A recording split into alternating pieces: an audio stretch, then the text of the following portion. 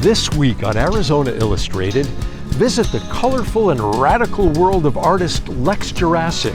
For me, making art is a very humanist thing. I want thumbprints, I'm thinking about the ancients and the cave people, and I'm the vessel for that tradition. Take a trip to Flagstaff and visit the Museum of Northern Arizona that is dedicated to preserving indigenous cultural heritage of our region. We usually welcome people into the museum first here in our Archaeology Gallery, and I think it gives people a really good overview of the history of the region, especially the people who lived here. And a conversation about water conservation. You get to see things that we saw growing up now where lake levels have drastically reduced. What worries me more is that the water will be reduced to the point where my kids won't get to enjoy things that I have enjoyed.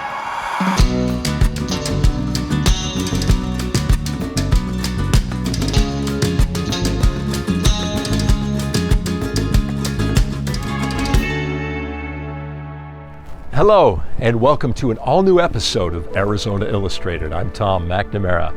The visual artist Lex Gjurasic moved to sunny Tucson from the rain-soaked Pacific Northwest, and you can feel it in her work.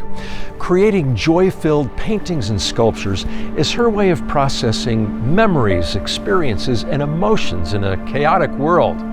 Her philosophy of life is what she calls radical happiness.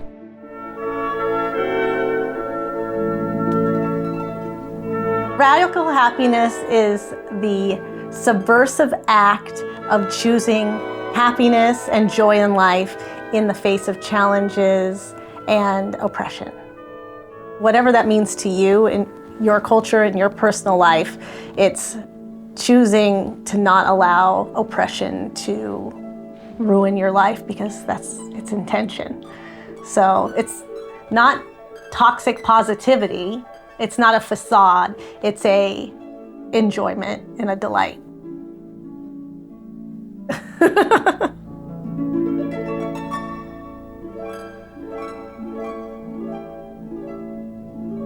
I'm originally from Seattle, Washington, and I was sick all the time because of lung issues. I always drew and always knew I wanted to be an artist, and so that definitely was encouraged. I was given supplies and told, do whatever you want. I've always used art and made art my whole life. Recently, my daughter was reading a book about cowboys in the Southwest. The author said, what defines a cowboy isn't the clothes, it's doing the work. I said, that's the same as an artist. Anyone could say, I love art, my life is art, but if you're not doing the work, then you're not really an artist. If someone out there feels that they can't make art and they're not creative, they probably aren't. And that they should find joy and support artists that are doing it because we're doing it from a place of sickness and toil. And and if you fancy yourself an artist, then do the work. Don't just wear the cowboy hat and cowboy boots buck a bronco.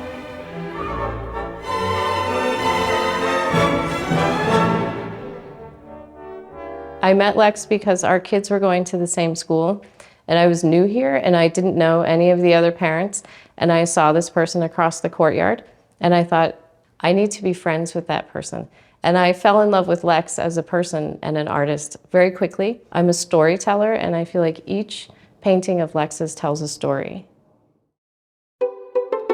Okay, colors. I like pink. I like neon colors. My favorite color is toothpaste. I like a minty feel. Usually I just work from memory. Flowers are just a circle with some more shapes sticking to it. So for me, it's I just want to get lost in that. I start with a bit of inspiration, and then I quickly let that go. When I'm making decisions and making choices in the moment, I just tell myself I can do whatever I want. And doing whatever I want is what keeps me moving forward on a piece.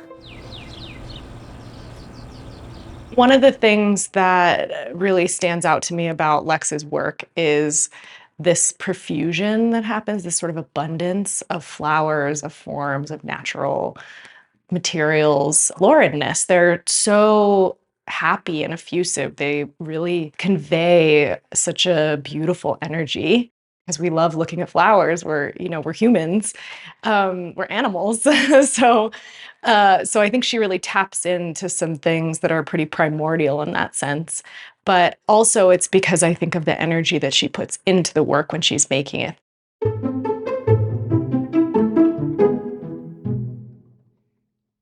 I'm a self-taught artist. I draw more inspiration from the lives of other artists than I do the work of other artists. Like, I like to read about how they lived and feel some sort of validation for the struggle of like, what am I doing? Like, why am I doing? And when I'm working, I really feel like people talk about blind faith. That's how I feel about the idea of creating and making art. This is truly an act of blind faith. I don't know why I'm doing this. It has no function. It's good for nothing. And I don't even want to sell it. Like, I want to hoard it. It's not part of the capitalist system. My way of funneling the experience of being alive.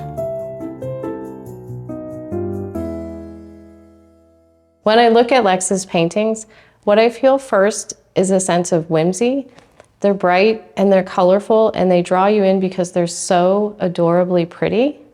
And the second thing I love about Lex's paintings when I'm looking at her work is that they tell a story, each one. Each one tells a story of travel and transformation and beauty and the transformative power of color. If you look at her work, the colors enrapture you. I have a lot of Lex's paintings in my house because I like waking up and looking at a field of beautiful flowers where not every flower is the same. They're all individual and distinct. And I feel like each painting is a map to a different emotion. And for me, art is something that I like to feel deeply, and her work makes me feel that way. Like I could sit and sink into one of her paintings for days. When the pandemic started, I started a series of like small landscapes on panel, and I would have to say the first one that I painted. And I said, I'm just gonna paint this for myself. Oh, it's the pandemic, you should be making work that's like like the essence of death. And I just went, oh, I'm creating something heavenly and otherworldly and joyful, and I might be sick because of that. For me, making art is a very humanist thing. Like, I want thumbprints, I'm thinking about the ancients and the cave people, and I'm the vessel for that tradition. Radical happiness is the philosophy. It's also kind of a form of vengeance. You have to practice it. It's something that you have to build like a muscle. So if you're listening to this and saying, okay, that's a choice I'm gonna make, I would start small, and I would start in nature and finding small sprouts between the pieces of cement, and how things feel, subtle feelings of the air and the sun, and just being quiet, and then laughter, making fun of all those things. Founded in 1928, the Museum of Northern Arizona protects and preserves the natural and cultural heritage of that region through research and conservation, collections and education. Let's take a tour now to explore the people, the history, and the ecology of this beautiful and diverse part of the country.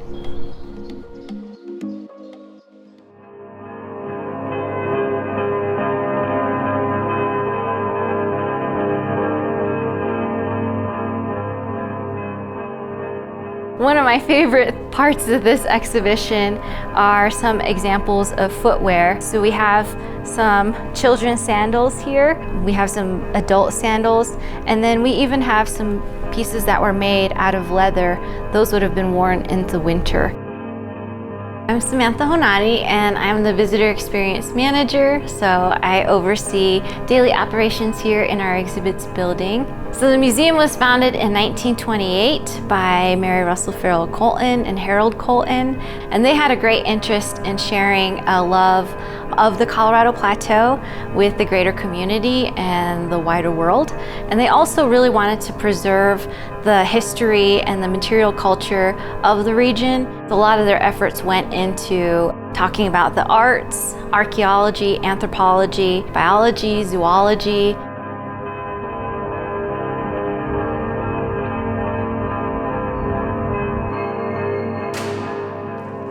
My name is Kirsten Ullman Phillips, and I'm the Botany Collections Manager at the Museum of Northern Arizona.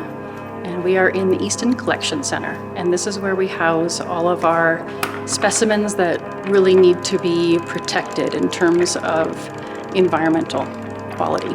So this building is humidity controlled, it's temperature controlled. So this was a project done in the early 30s.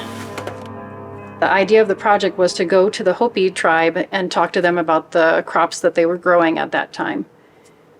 They're doing an extended project where they are interviewing the ancestors of the people who gave us these corn specimens and the memories that they have and what these things mean to them. And it was a really interesting project to witness about these seeds and how important the seeds and how important the plants were to their cultures and their ceremonies and their lives.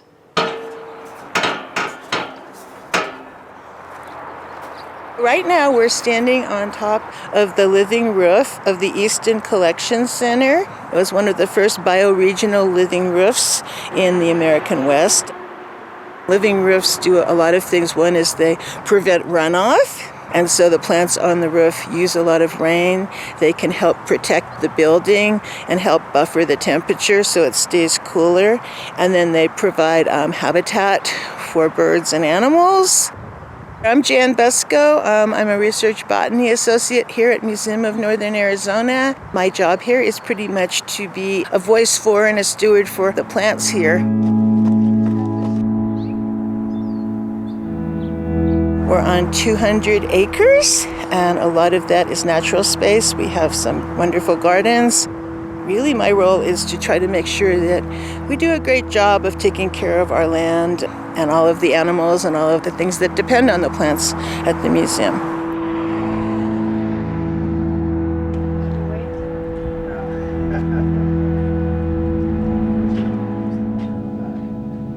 We usually welcome people into the museum first here in our Archaeology Gallery, and I think it gives people a really good overview of the history of the region, especially the people who lived here. And you can see through examples of pottery, jewelry, basketry, and another good example is different tools that they used. Native and indigenous people of the region have really played a large role in the history of the museum. They were also involved in the everyday operations of the museum. So when I graduated from college, I started working here at the museum, and I was so excited to tell my family, and then I told my grandpa, and he said, "Yeah, you're just like your great-grandpa." And I was like, wow. What? And I didn't know that my great-grandpa actually used to work here at the Museum of Northern Arizona, and he worked directly with Mary Russell Farrell Colton. So here's a photo of him, Mary Russell Farrell Colton, Catherine Bartlett, and then here's my great-grandpa, Sam Singoitua. So this is our Babbitt Gallery. This gallery really does a wonderful job of showcasing a lot of items from our permanent collection. As we go through, we can see Zuni pottery here. And this talks about the importance that pottery plays in Zuni culture. And then also in our Babbitt Gallery, we do have some beautiful examples of jewelry from our region. In particular, we highlight jewelry from the people of the Rio Grande Pueblos, and then also Navajo, Hopi, and Zuni.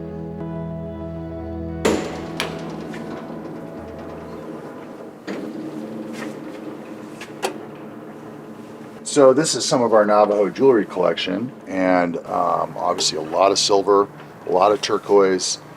In these cases we have historical pieces sitting right next to more contemporary pieces. Really, the most use that our collections get these days is from groups of Native artists themselves. Usually an instructor will come in with a group of their students. And this is a picture right here of Gerald Loma Ventama. He's a master Hopi silversmith, has a shop up on Second Mesa, and he's talking about the history of Hopi silver overlay and educating his students about what that artistic tradition means to him, and really trying to encourage a whole new generation of potential artists to go into that art form.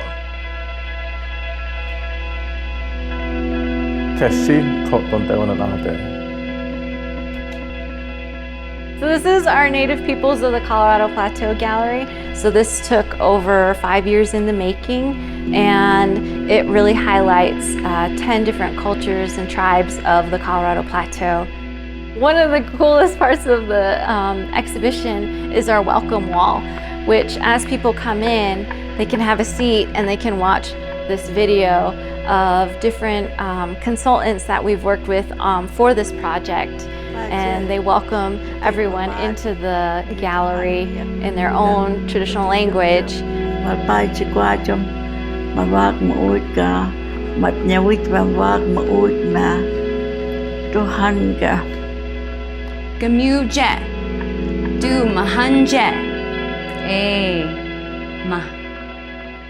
We worked with the consultants to pick out pieces from our permanent collection for them to really have a say in what they wanted on display.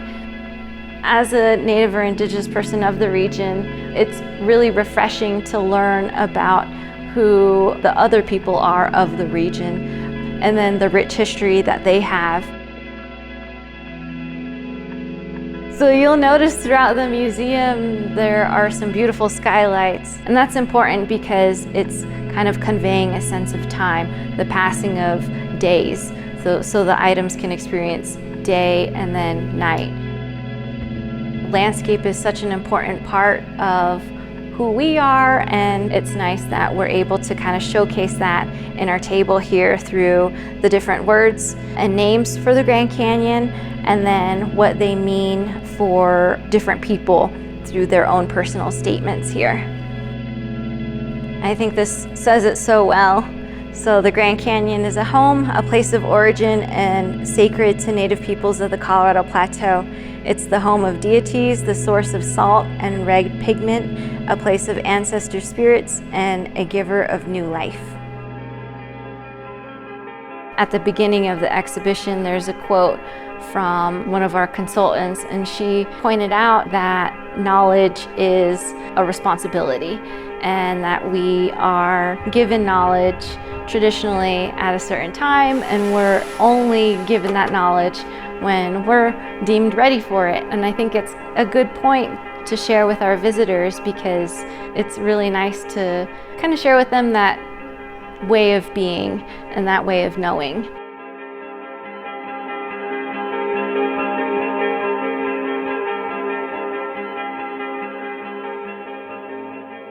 Stay tuned for upcoming episodes of Arizona Illustrated, where we'll be celebrating the cultural impact that Indigenous communities have had on our state in tandem with the national PBS series Native America. Season 2 of the groundbreaking Native-directed show reveals the beauty and power of today's Indigenous world. Native America airs Tuesday nights at 9 on PBS 6 until November 14th, and you can stream it on the PBS app. Typically, the subject of water conservation is considered a technical issue and relegated to engineers and scientists, and presented with ominous imagery and daunting statistics. But now UA professor Andrea Gerlach has come up with The Conversation, a book about water conservation that allows everyday consumers to help preserve this precious resource.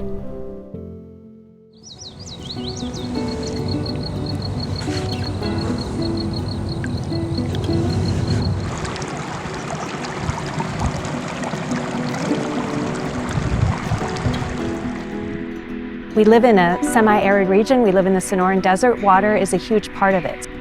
We've been in a 2-decade drought here. They're calling it a mega drought in the Colorado River Basin. So it's not just our city of Tucson and our greater community, it's us sitting in this larger basin that we share. 7 states, 2 countries, and what happens in the larger basin impacts us. So it's an issue that doesn't get enough attention when we talk about environmental issues in the US, but I think the public really understands it and knows it and feels it.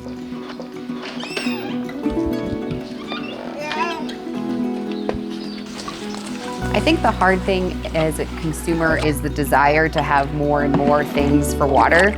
It's trying to find that fine line of how much are we needing versus wanting. And then the other thing is kids' water play, you know. It's hot in Tucson, so the kids like to play in water, and we reuse as much as we can of that water.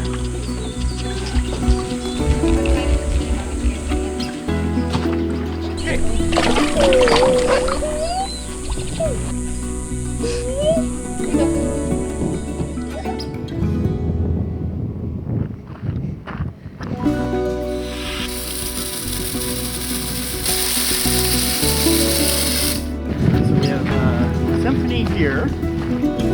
We moved from the city, and of course water conservation was don't leave the water running, or make sure your sprinklers don't run too long. 75 to 80% of all the wine grapes grown in Arizona are grown in this valley. It's got great soil, it's got slope, it's got a lot of benefits, but we definitely need to stay on top of the water part. Especially we have a lot of big ag around us. You know, if our neighbors around pump too much water, and it affects us. So it is a really big topic.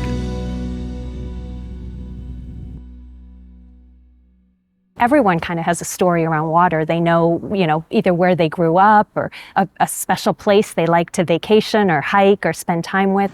And so people respond to water. They kind of understand what it means.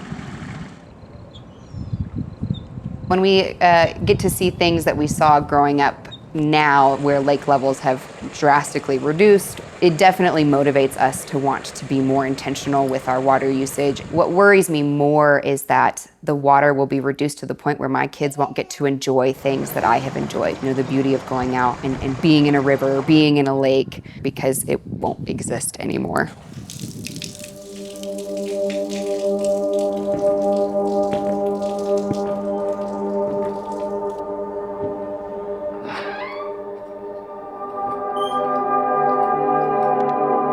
Conversation is about different aspects of water, and I was invited to really set up the different pieces in the book, and in doing that I highlight what water looks like in the US today. What are the challenges that we're facing? What are the opportunities to kind of do things better and the pathways forward?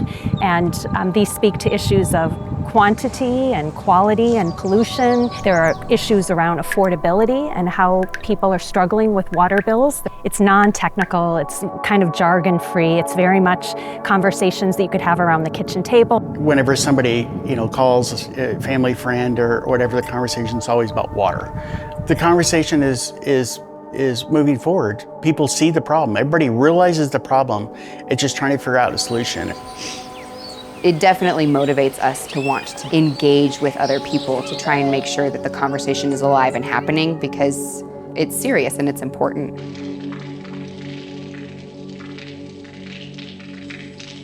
To have good impacts on the ground, we're realizing that you need a policy mix, that there isn't like a silver bullet, like one thing that you do. And what they mean by a mix is you need a little bit of regulation, then some kind of incentives, subsidies, something to help encourage or bring people along. The big thing that we've done is we've created little rainwater barrel systems. We created 2 little trash cans, and we drilled a hole in it. It has a little pipe that comes out, and we even had a tiny little storm, and we had enough to water our entire backyard. We have little kiddie pools our kids play in, and we fill those up, you know, Monday, the kids play in it, and then Tuesday we water all of our backyard with it. Honestly, the extra time that it takes us is very minimal. The Tucson community has been capturing unused surface water, recharging our aquifers. We've done a really great job of limiting and protecting our groundwater resources. We're seeing stormwater, rain, as a resource now in ways that we never have. So many communities across the US historically have seen rain and stormwater as a nuisance, something to get rid of. Our city has really taken that as a valuable resource.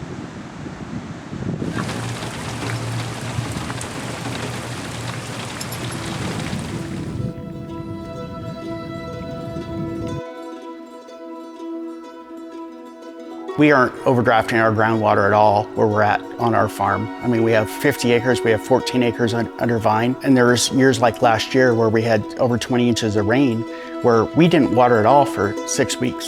I mean, we had a lot of moisture. You know, talking to geologists and things like that, there's plenty of water. It's just deep. And unfortunately, you know, a lot of our neighbors in big ag, they're running 2 crops a year, and they're kind of the ones that are using a lot of that groundwater. And what we don't want to do is, you know, pump so much water out of the ground that we're gonna have to dig 2,000-foot wells, and then the water quality is poor, and then our grape quality is poor. We're looking at all different types of avenues, and we're open for new techniques and technologies and things like that.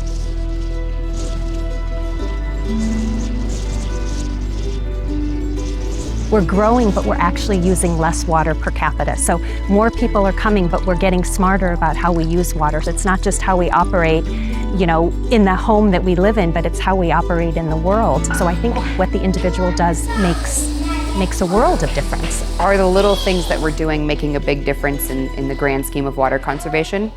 Maybe. You know, it probably saves us a little bit of water. I think it saves us maybe a little bit of money even. But I think the important thing is it's the attitude behind it, of especially for us teaching our kids that this world matters, that where we live matters. When you're a farmer, it's all about conservation. You're not, I mean, you're a steward. We really, you know, people could say, oh, you own this. No, we're just a steward of this for the next generation. And so we do feel like this is long-term. This is about community and our neighbors. Everybody might have to make a little bit of sacrifice, but it's like we are all together in this problem. Let's figure out a solution.